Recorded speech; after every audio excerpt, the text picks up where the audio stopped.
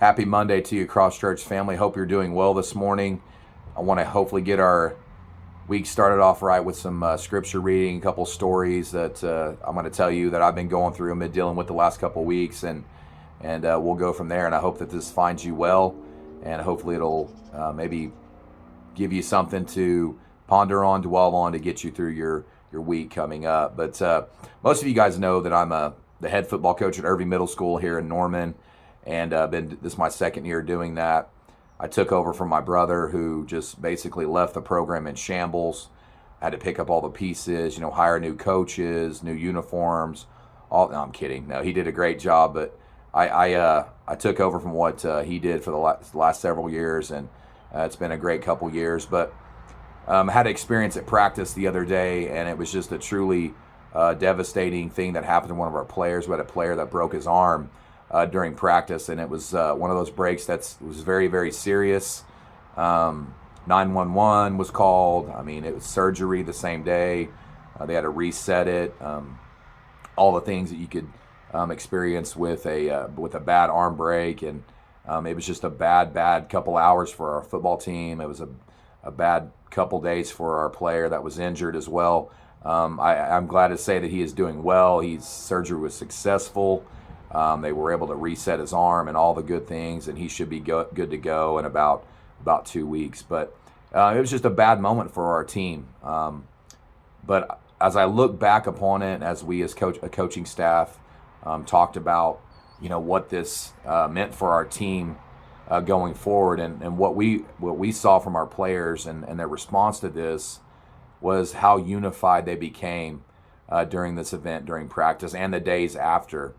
And we always, and especially this year, we've been trying to have them have the mindset that they need to be unified.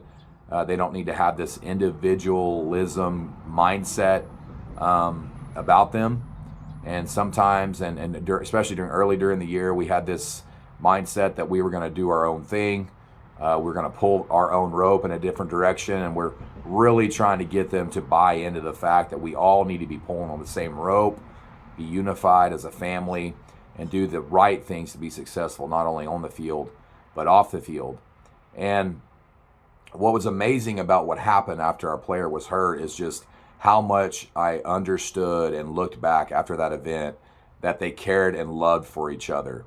I mean, it was an event that we had kids that were crying, had kids that were visually shaken from watching this happen and knowing exactly how long of a road to recovery our player was going to have. His obviously his football season's over, but it's really going to put a damper on his basketball season as well. And so all these players knew that, and they knew that I think at any moment it hit home with them that could have been them as well. And they've really rallied behind this player, and he's doing so well because of that. I think he feels the love from us, and it was an experience that I would never wish to happen again. But at the same time, there was some good that came out of it, and I think our team has actually become a little bit stronger because of it, and kind of gotten rid of that individualistic mindset that we were trying to get out of them. And again, our player's doing well. He's in good spirits. He's been with us at practice every day, and so that's just been huge. But one of the things that we've got to understand as Christians as well is that we can never have that mindset of being an individual, and that's when we get at our lowest. That's when we start feeling sorry for ourselves. That's when we don't ask for help, obviously. And one thing that we always try to tell our players on the field is when their heads are to the ground, when their body language is bad, they're really not looking out on the field and seeing the other 10 guys out there playing with them. They get this mindset that they're the only ones out there playing, and that's the farthest thing from the truth. There's 10 other guys out there with them.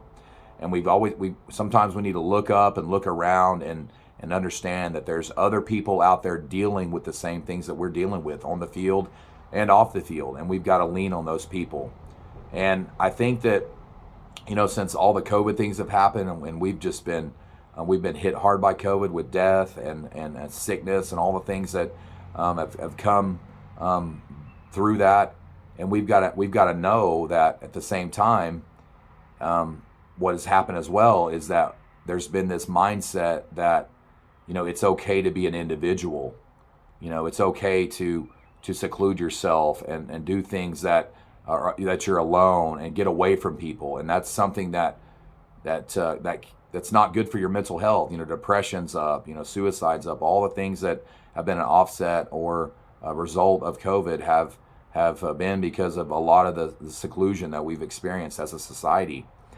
And so when we look at this from a church aspect, from a Christian aspect, we've got to understand that the Bible is very clear in Matthew 18:20. It says, "Where two or more are gathered in my name, there I am among them." So when we're gathered, when we're huddled together as a church community, as a church family, as a fellowship, we've got to understand that that's going to make us stronger, and God is with us. And in Hebrews 10:25, it also says that, basically we don't need to refrain from gathering together. We've got to continue meeting and lean on each other and not have that individualism mindset about us. We've got to lean on the local church. And one scripture that I love to share with my team, and it's in Ecclesiastes 4, chapter 4, verse 12, and it's a real simple scripture. It says, "A cord of 3 strands is not easily broken." And you can look at this scripture through a marriage concept. You can look at through a fellowship concept, but we always want them to understand that they're better together. Don't do this alone. Don't have your own rope and doing your own things and pulling one way by yourself. We need to hook up with other people, other believers, other teammates, and braid that rope together and make it stronger. Because when we're stronger as a unit, we are able to get through the hard times on the field and off the field. So I don't know where this finds you today as a Christian. I hope that as you're watching this, you can really understand how important being part of our church is, or a church in general, and not have the mentality that I can miss here or there, or I can take a 6-month break. That's just not how it works. As far as getting in a good mind frame and understand that where people are gathered, that's where God is. And I hope that we as a church, and I'm guilty of this, we can reach out to those people that we think that might be having that seclusion about them, and that having that individualism about them, and really reach out to them and try to get them back involved into the local church, and also to the obviously our church, the Cross Church.